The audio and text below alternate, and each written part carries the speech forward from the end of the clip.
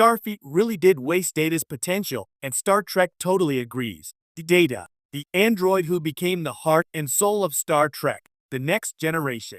A being with limitless potential, intellectually, physically, and morally.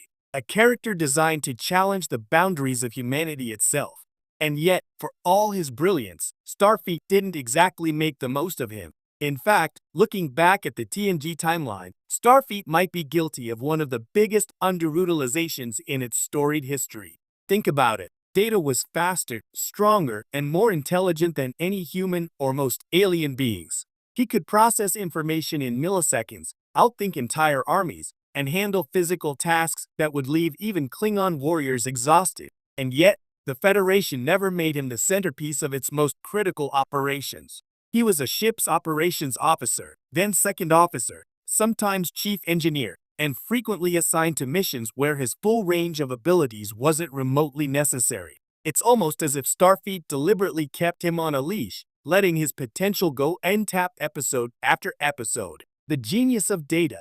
An overview. To appreciate the extent of this waste, we need to fully grasp what Data could do. His positronic brain was a marvel of cybernetic engineering, capable of processing vast amounts of data simultaneously, calculating probabilities faster than any computer, and retaining perfect memory recall. Physically, he had superhuman strength, lightning-fast reflexes, and immunity to fatigue, disease, and aging. He was capable of creating art, solving complex moral dilemmas, and even understanding human emotions to a degree that made him one of the most empathetic crew members aboard the Enterprise D. In simpler terms, Data was essentially Starfleet's ultimate multi-tool.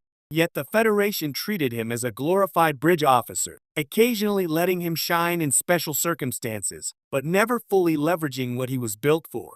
Missed tactical opportunities. Consider the countless scenarios in which Data could have radically changed outcomes.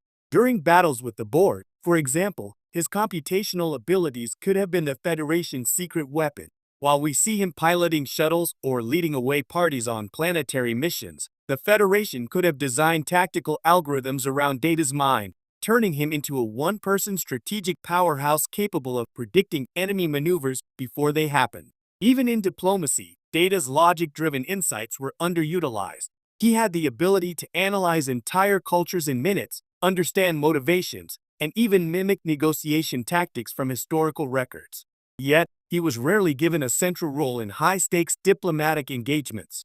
Think about it. The Federation sent ambassadors and human negotiators to handle conflicts, often fumbling through diplomacy, while Data could have provided near-perfect guidance or even acted as the chief diplomat in tense situations. And when it came to exploration, the universe was full of anomalies, temporal disturbances, and uncharted phenomena. Data's intellect could have allowed the Enterprise to solve problems with unprecedented efficiency. He could calculate safe warp paths, decode alien languages instantly, and manage first contact protocols flawlessly. Instead, he was frequently relegated to supporting roles or sidelined during crises, which, honestly, seems like a massive waste. The ethical paradox. Part of the reason Starfleet never fully exploited Data might have been ethical. After all, he wasn't just a machine, he was sentient. Starfleet had an obligation to treat him with the same respect as any crew member. But there's a paradox here. If Data was sentient and capable of independent thought,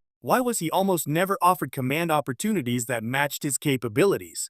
Even his attempts to explore humanity, his quest to understand emotions, art, and morality, were treated as side quests rather than central missions.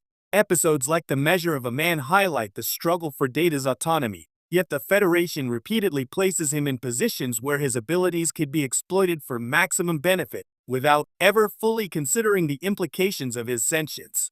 Starfleet wanted his help, but only on its terms, not his own. Star Trek itself critiques Starfleet. Interestingly, Star Trek often seems aware of this underutilization, even commenting on it through dialogue and plotlines. In Star Trek, First Contact, for instance, Data's brilliance is pivotal to stopping the Borg. The film makes it clear that without him, the mission would fail. And yet, TNG had spent 7 seasons showing us just how much more he could contribute long before this cinematic moment. Then there's the episode Descent, where Data joins a group of rogue Borg. Here, the narrative hints at what he could accomplish if freed from Starfleet's bureaucracy, his creativity and intellect, when unbound, become truly formidable, even threatening the very forces Starfleet is meant to contain. In a way, Star Trek acknowledges the frustration of watching Data's potential boxed in. His full capabilities are only glimpsed in extreme circumstances, not in everyday Starfleet operations. Even Geordi LaForge, Data's closest friend, occasionally remarks on how Data could revolutionize Starfleet's operations if allowed to work at full capacity. Yet, these remarks remain largely conversational, with Starfleet leadership rarely acting on them. It's almost as if the writers themselves were aware of this systemic limitation and used it as a subtle critique of bureaucracy within the Federation. Could Starfleet have done better?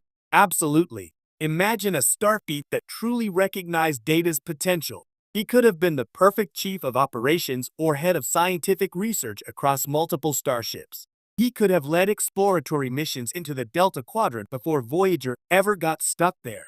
He could have created predictive algorithms to anticipate interstellar conflicts, or even mediated peace talks that spanned the galaxy. Even tactically, his presence could have been leveraged to redesign Starfleet protocols, combining his computational power with his moral reasoning to make decisions that were faster, safer, and more ethical than those made by humans under stress. Essentially, Starfleet had a living supercomputer who could understand ethics and human psychology, and chose not to capitalize on it. The irony is palpable. Starfleet's cautious approach may have been noble, respecting Data's autonomy and sentience, but it also resulted in countless missed opportunities to save lives, explore the galaxy more efficiently, and prevent disasters. In other words, Starfleet's bureaucracy turned an almost limitless asset into a competent but underused officer. The legacy of underutilization. Despite these limitations, Data's story remains one of triumph. He eventually achieves self-actualization, experiences love, grapples with mortality, and even sacrifices himself heroically in Nemesis.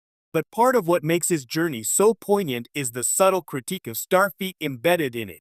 Even in an organization devoted to exploration, ethics, and discovery, the potential of extraordinary individuals can be squandered by rules, hierarchy, and tradition. In many ways, Star Trek seems to acknowledge this waste as part of its broader moral universe. The franchise often juxtaposes brilliance against bureaucracy, potential against protocol, and nowhere is this more evident than with Data. His abilities are always remarkable, yet they are consistently confined by Starfleet's cautious, sometimes unimaginative framework. It's a reminder that even in a utopia like the Federation, human or humanoid, limitations persist. Starfleet's failure to fully utilize Data is a narrative lesson. Potential without opportunity is, for all intents and purposes, wasted, and Star Trek doesn't shy away from making that lesson clear.